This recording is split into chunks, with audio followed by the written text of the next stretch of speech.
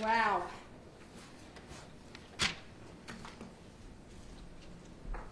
In opening statement, I told you that we would give you the dots and we would help you connect them. Every single fact we mentioned in opening statement, we proved beyond a reasonable doubt. Every single fact we committed to, we proved to you beyond a reasonable doubt, because that's what opening statements are for. To give you the evidence you're about to see. And then you heard from Mr. Chen's attorney, who committed to a very specific story. Remember, we didn't just talk about that story, right? We've backed off that story because, that story doesn't work anymore. And we're going to talk about that story. This entire trial has been muddy the waters.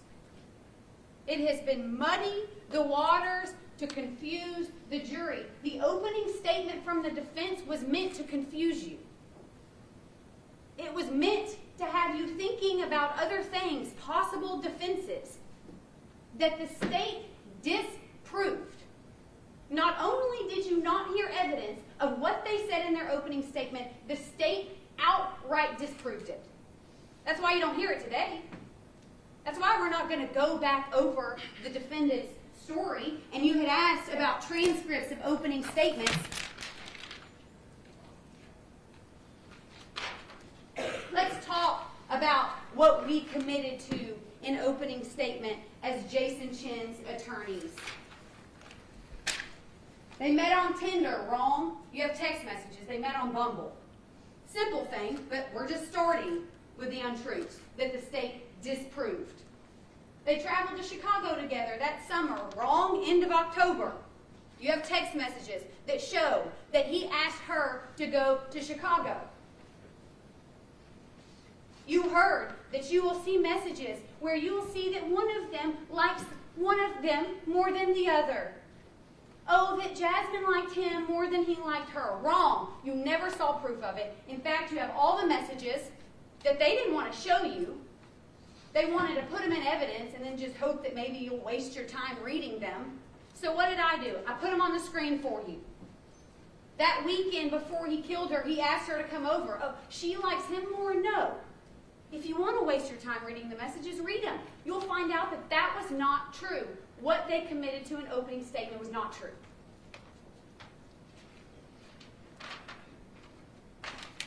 They drank wine, smoked pot, smoked wax. We didn't hear that just now, did we? Why? Because it's not true. They committed to a story to throw mud at the wall, and it was never true. It was meant to confuse you. And then also, how offensive. The victim drank wine, so he murdered her. The defendant was smoking wax. No proof of it. Zero proof of it. Didn't happen. But let's say that it did. The defendant smoked wax, marijuana, so he murdered her. That is no defense. But it's certainly not a defense when you say it and you never prove it. You committed to this in your opening statement. And by the end of trial, when the jury's no longer confused, you don't want to talk about it anymore. In order to open one of the bottles of wine in the bedroom, Jason had to go to the kitchen and get a kitchen knife to take off that plastic wrapper that goes around the top of the wine bottles. We've seen that knife. Well, we've seen part of it. We'll never know where the other part of it is. We've seen part of it, right? So he was able to get it off the top of the wine bottle. They finish off the bottle. She goes into the kitchen to get another one, and she sees those Tinder messages. The Tinder messages are significant, mostly because that was their adequate provocation. The only adequate provocation you ever heard in this trial was an opening statement, which is not evidence. And then what was the state able to do? Through an expert, who nobody can deny that Mark Hamilton is an expert. He put those Tinder records on the screen and he explained them to you. They are records that cannot be toyed with. They are records that T-Mobile holds, regardless of whether you delete things. Those are his Tinder records. And not only did he not have Tinder notifications from that morning, he didn't even have Tinder notifications from November 22nd. That was their adequate provocation. It didn't happen. We know for a fact it didn't happen. So now they stand up here and they say, adequate provocation. He was provoked with zero evidence. What the evidence was is that he chased her to the door of that apartment. Miss Paglino Brewer was the state's best witness, and I didn't even call her. I wish I would have. She nailed down our timeline. If you didn't already believe the timeline because she sent her mother her location at 2:18, Courtney knows it. Courtney looked at her phone at 2:11 in the morning after she heard a scream of a woman in, quote, distress. And here's the kicker. They want you to believe this fabricated story that there's no proof of. But how does Courtney help us? Because she attacked Jason. Again, we're uncommitted to this story now, but let's just go back to their opening statement. She attacked him with a wine bottle, and then subsequently, after he kicked her 98-pound body, according to opening statement, he kicked her 98-pound body to the floor where she fell on wine glasses. She then subsequently came at him with a wine glass and he stabbed her irrationally and very fast 60 times. Not true. Why? Because of Courtney and because of that phone location. Courtney was 2:11 a.m. The phone location to her mom was 2:18. 7 minutes. She screamed. Things happened. She was able to know she was in enough danger that she needed to send her mother her location. It wasn't fast. It wasn't fast at all, and we know that. 2:11 is 7 minutes from 2:18. It wasn't fast. She knew she was in danger. She tried to get out of the door, and Courtney told you that she heard a door slam. Jasmine knew she was in trouble. She had time to use her phone before he started killing her. Made up story.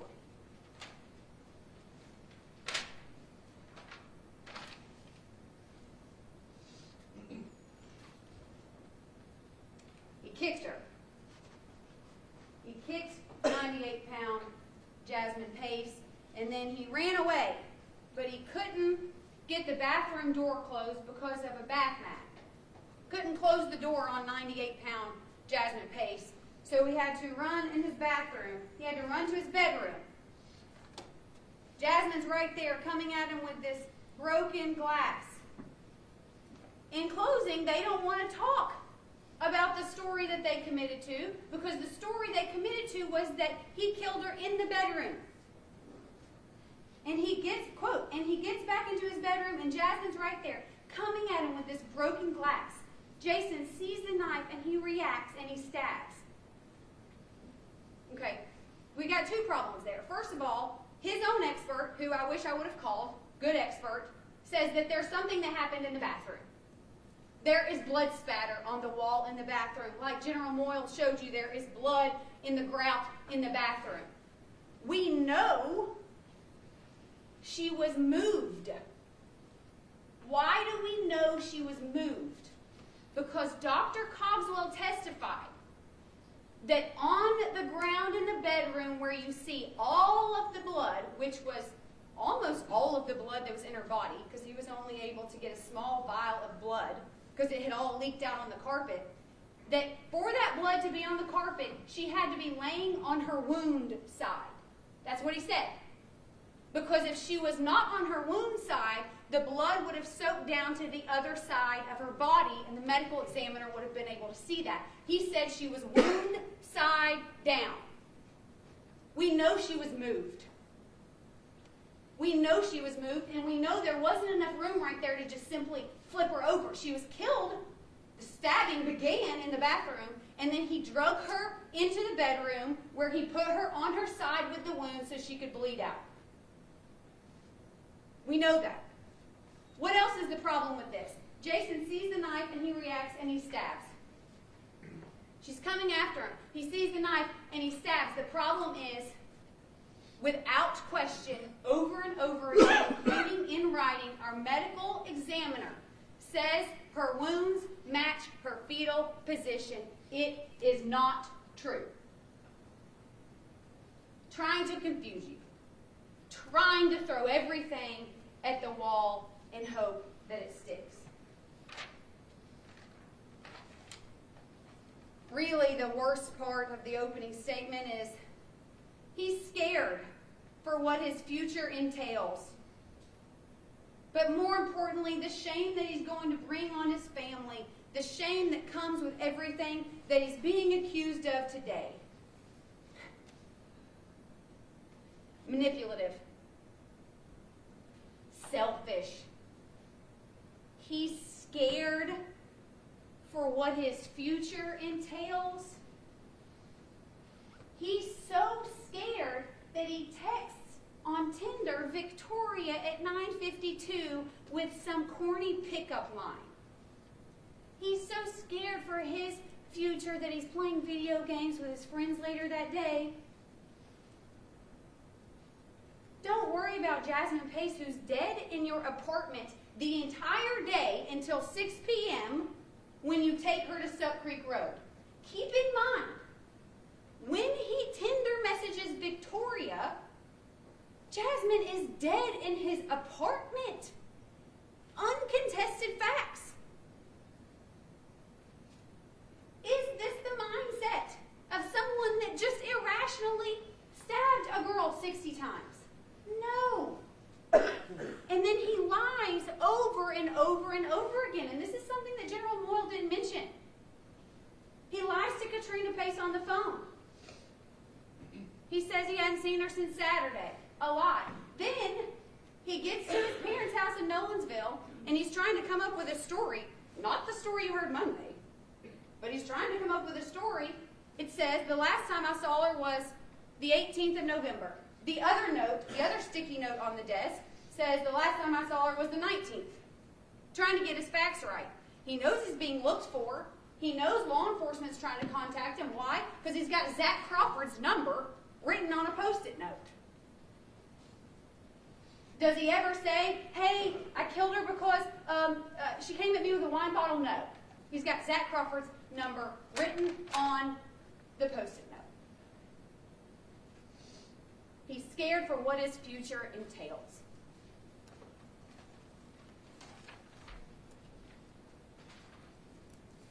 I'm going to ask y'all to do something for me. It's been a long week. I'm only going to have a couple more requests.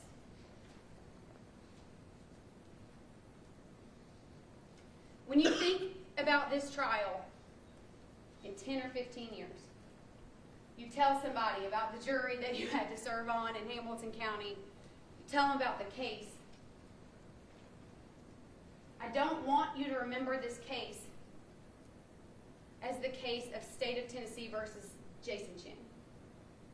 The trial of Jason Chen. I don't want you to remember it with the suitcase that the girl left on the side of the road. I want you to remember this trial as the trial for Jasmine Pace. Because we talk a whole lot about criminal defendants. You've heard the name Jason Chen a whole lot since we started jury selection last week. Victims matter. Jasmine Pace is not just some girl listed in an autopsy report. She is not the photos that you have seen. Don't minimize her to a name on an indictment. She is a person. She had family that loved her, that you've heard from this week. She was a friend. She was a granddaughter. Please don't minimize this trial to the trial for him. I'm going to ask that you take all this information, all the notes you've made this week, all of the closing argument information, You're instructed to go back there and begin with first-degree premeditated murder. Go back there together and find him guilty.